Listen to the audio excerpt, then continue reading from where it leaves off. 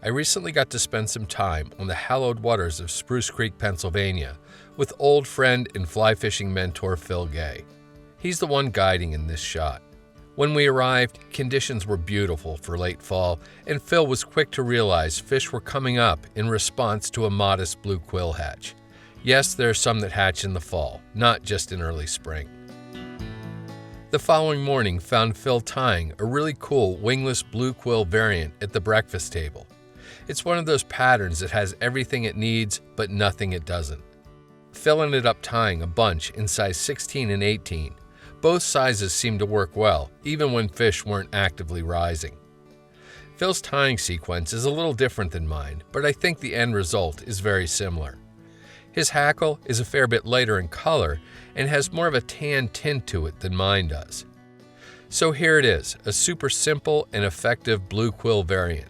Only 2 materials, not including tying thread. For a hook, I'm going to use a Fulling Mill FM5050 Ultimate Dry with a black nickel finish in size 16. Begin by getting the hook firmly secured in the jaws of your tying vise. I really like how more modern, barbless hooks like this look in older, more traditional patterns. The contrast just works. For thread, going small helps to keep bulk down, so here I've loaded a bobbin with a spool of brown Veevus 16-aught.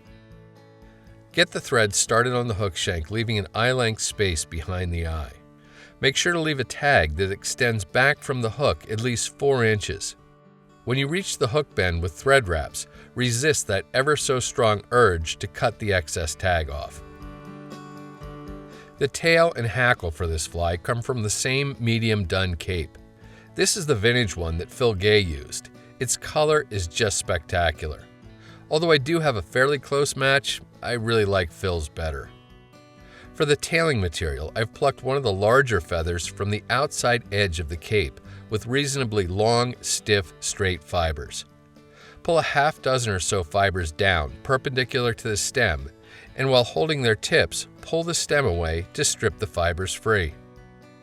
Measure to form a tail a full hook in length, then transfer that measurement rearward to the start of the hook bend. Using the hook as a brace for your tying scissors, snip the butt ends off at the initial thread tie-in point. Place the fibers on top of the hook shank and take thread wraps to secure them. Apparently, I could use a little moisturizer. Continue binding the hackle fibers to the top of the hook shank almost all the way back up to that initial thread tie-in point. Natural ringneck pheasant tail fibers are used to create the body of the fly. Preen down 4 or 5 fibers perpendicular to the stem, then pull the feather away to strip them free. It's always a good idea to snip off the little curlies so they don't get caught on your tying thread and the like. While keeping the tips aligned, flip the fibers around so you're holding them in the fingers of your left hand. Once again, use the hook as a brace for your scissors and snip just the brittle tips off square. Give your bobbin a gentle counterclockwise spin so the first strap of tying thread will want to jump rearward and catch those snipped off ends.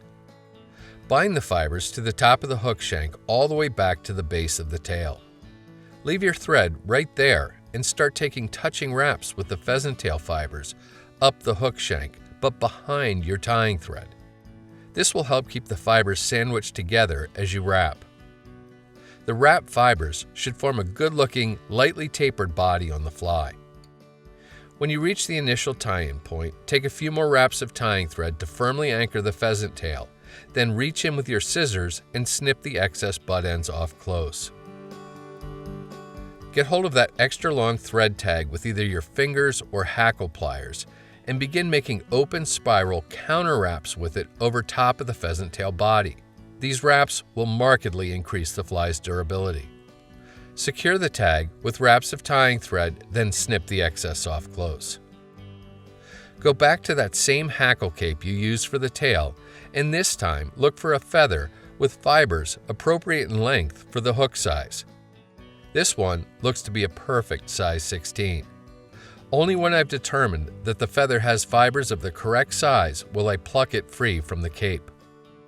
To prep the feather for tie-in, snip the stem off to get rid of any lower, webby, and fuzzy fibers. Preen down 8 to 10 fibers on both sides of the stem, and snip them into a little Christmas tree shape to form a tie-in anchor. You certainly want the anchor to have a good bit of grip, but it's also important to keep it rather short, like so. Lay the tie-in anchor against the near side of the hook and take nice tight thread wraps to secure it. End with your tying thread not quite at the back edge of the hook eye. Get hold of the feather's tip with your fingers or hackle pliers and begin making touching wraps with it up the hook shank. 4 or 5 turns should be plenty. When you reach your tying thread, use it to anchor the tip, then reach in with your tying scissors and snip the excess off close. Carefully sweep the fibers rearward and take a few more thread wraps to hold them back. If any avoided the sweep, snip them off nice and close. Now, pick up your whip finish tool and use it to do a 4 or 5 turn whip finish, seat the knot well, and snip or cut your tying thread free. A drop of head cement, here Sally Hansen hard as nails, applied to the thread wraps and allowed to sink in and dry will ensure they don't come unraveled with use. And that's it, a super simple yet attractive and effective Blue Quill variant, ready to fish.